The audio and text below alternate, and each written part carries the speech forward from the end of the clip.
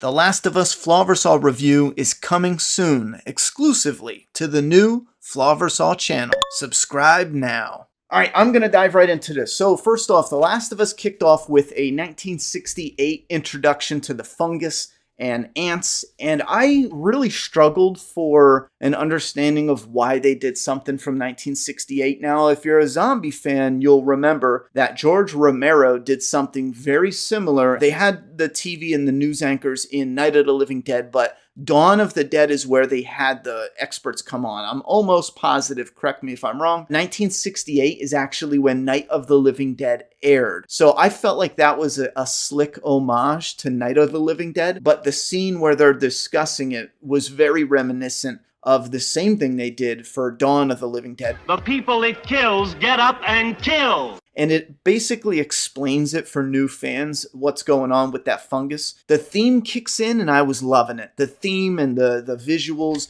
fantastic. One little moment where Joel looks for his watch and they set it up that it was a watch that was already broken and his daughter was just paying to get it fixed. I like that setup there. It takes away the pressure of where did the daughter come up with the money to buy the whole watch outright. But you do lose a little bit of that oomph because it was a gift directly from his daughter. So it's kind of like in the show, it's just, well, it was a gift for her that she had the watch fixed. That felt like it took a little bit away. I also want to say the player played as Sarah early on. So we were very invested as a video game player almost immediately. So they needed room to let that breathe with Sarah. And I think they did a really good job. Again, the casting, just to throw it out there because it is a thing, I definitely feel like it was a checkbox. However, fortunately, the actor playing Sarah did a fantastic job. She had talent, she's likable, she has charisma, and she made it work. I thought it was good. Now, the background building up is something that Train to Busan, another zombie movie, did it expertly well. And The Last of Us continued that same theme of letting the background, we're zombie fans, we know it's popping off. So you can see the ambulance and a fire truck and other things. You can hear people, rushing in the background to do this, to do that. The old lady in the back, kind of wiggling, and it looked like she was dealing with a little bit of an onset of the infection. A lot of those build up in the background. Background build up, obviously. Train to Busan did it almost perfectly, and The Last of Us continues that. Did it really good. The watch scene where she gave him the watch as a gift, but then she pulled out the DVD.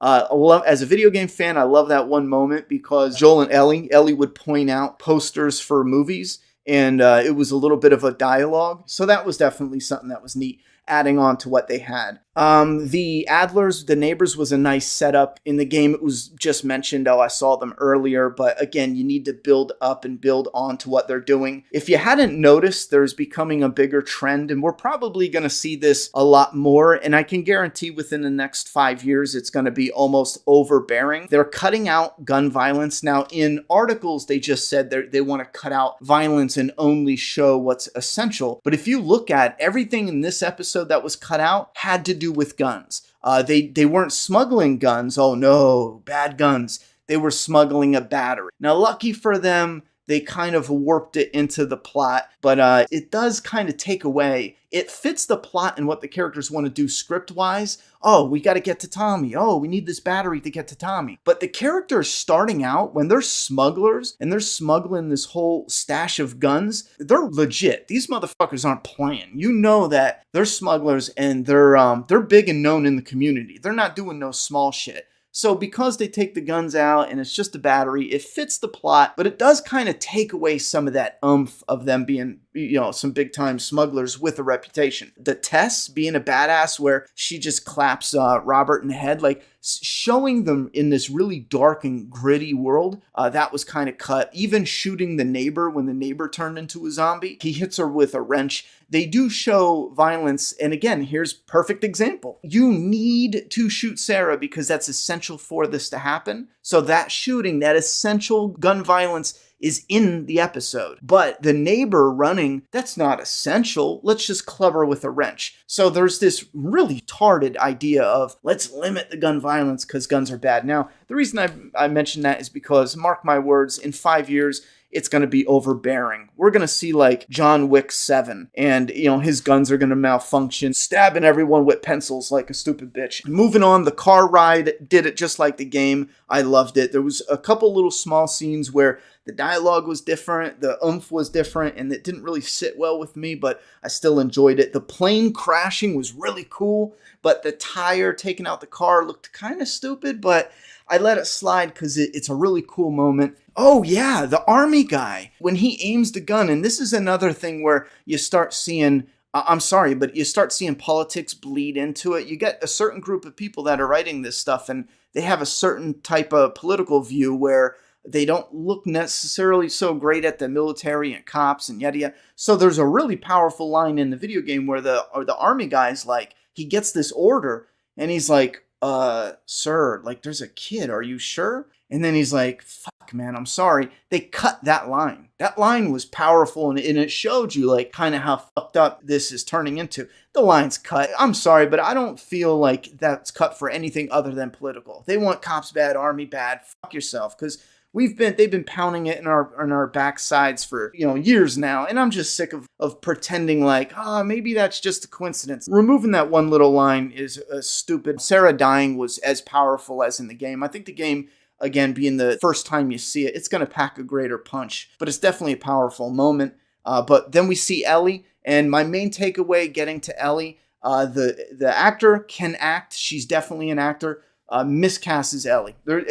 In the trailer, it was like a blaring warning that it's not a right fit. And a few people keep saying like, well, if she's a good actor, I mean, what's the problem? She's close enough. Well, first off, she's 19 and it shows. I mean, it looks it. Hollywood does this all the time. They're too cheap to pay someone who's a minor because it's a pain in the ass. So instead of casting someone who's like 15 or 16 or maybe a little closer to younger, they cast older, someone that's an adult. They didn't look real far. I think the casting is a fail. And people that go like, and it's not against the actor. The actor can act. She has talent. She can act. But it's not a match. And for the people just to do it quickly, just to put it to bed quickly, because I see people who go, oh, she's good enough. Let's. All right, well, the guy who plays Sheldon on The Big Bang Theory? Why don't you just cast him to play Joel? Some people are just not fit for certain roles. Let's cast David Chappelle for Negan. They did an SNL skit where it was funny, but I'm done with it. I think the Ellie kick in the tray was one of my favorite moments. There's a few moments that stand out as Ellie from the game. There's some like that where she's like, you're gonna pay, motherfucker. That line was cringe. Let me out or you're gonna pay, motherfuckers. They should have did that one over again. But there's these beats that are definitely the character. Sometimes I felt like they went overboard. Like the scene where they're talking about the watch. For me, that felt so flat for me. I don't even know what it was. Because in the game, it was more like each of them were doing sideways comments. Like, oh yeah, your watch is broken. She's like, well, what am I gonna do? And he just, oh, you'll figure it out. Like, leave me alone, kid. But they're like, in the show, they're like barking at each other. But what am I supposed to do? For me, it just fell flat in that moment. The battery and finding Tommy, this is a nice setup, and I think it's going to blend well into where we find Tommy later on in the story. So that's fine. It works. It functions. She's infected. I thought that was one of the biggest things in this episode that they fucked up. The she's infected look at this was amazing in the game, and it was a clunky, clumsy, shitty mess in the show. No!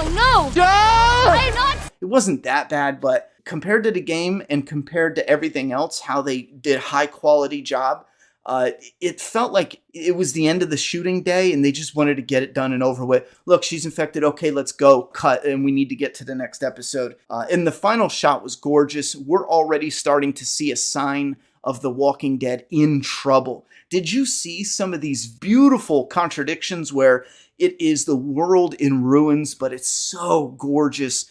The Walking Dead is done. How in one episode you had so many different locations, so many different beautiful scenes. You had establishing shots that were amazing. You had follow-up shots that were teasing of what's to come. You had different locations, different interesting. You could see some where they cheapened out, like the gunfight with Robert. Again, the gunfight is totally cut from this episode. And it's something that they don't have to film. Maybe it's a deleted scene, but again, the gunfight is coincidentally cut. A lot of the gun action from the game is cut. I feel like that's just weak. However, we get the idea, we get what's going on. My thoughts and opinions, I think the hype got to me.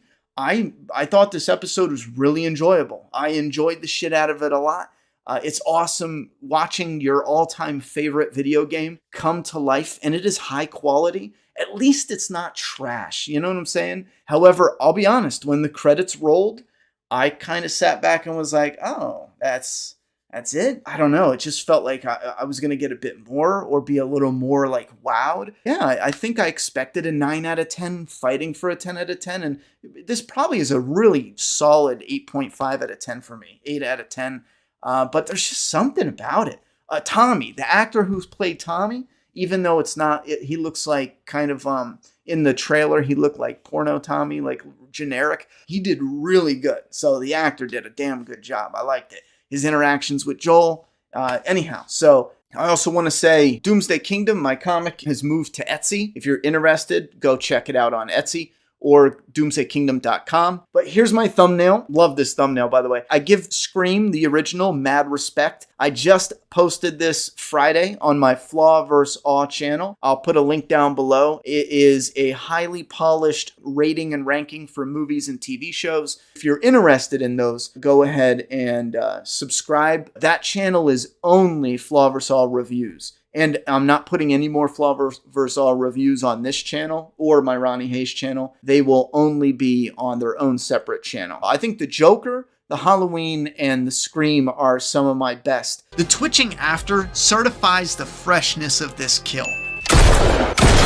Oh, now that everyone's dead, she takes action. She's also very far away from the car, misses every shot with zero recoil, by the way, with a gun that would damn sure have recoil, and then dies in an incredibly stupid kill number 11, nurse self-inflicted headshot like a fucking dumbass. Now we're gonna get into fan feedback. I didn't hate it, but I didn't love it. Decent start. Oh, that's interesting. 50-50 mixed. Oh, that's interesting. Opening made me cry, surprisingly. I wasn't expecting that. I liked it, but some changes felt man to me, like, oh, the game's still better. Normies will love it. Fans of the game will mostly be mixed to liking it. Overall, I really enjoyed it, but I'm still feel disappointed with the casting. Yeah, the casting for Tess, I have nothing against the actor, but fuck me, that's off. Even my daughter the whole time, she hates the cast. Honestly, not blown away as much as I had hoped, but hopefully next episode will pick up. Good setup. That is rough. I was more wowed by the Walking Dead pilot than I was. Oh, I forgot to mention the tendril. I fucking hate that shit. They got like angel hair pasta hanging out of the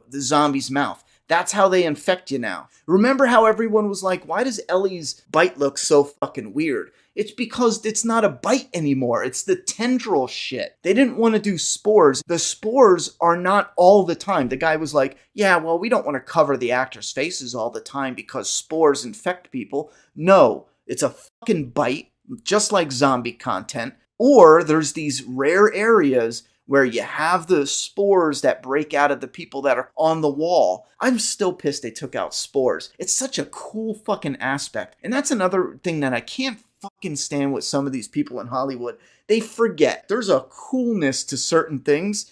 When you take that out because you went, oh, well, we want uber realism. Never mind, I won't even say it. I was about to get mean. I can see Pedro as Joel, even with the shitty beard, but I'm still iffy on Bella. Her voice is a bit over the place. Yo, that when Ellie stabs, the Fedra guy, and here's another.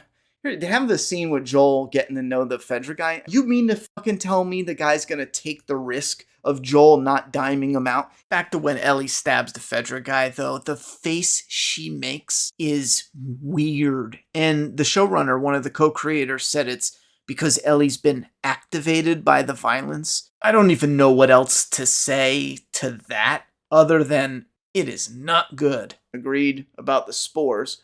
The Walking Dead could be more impactful because it was the first time we had a show like this.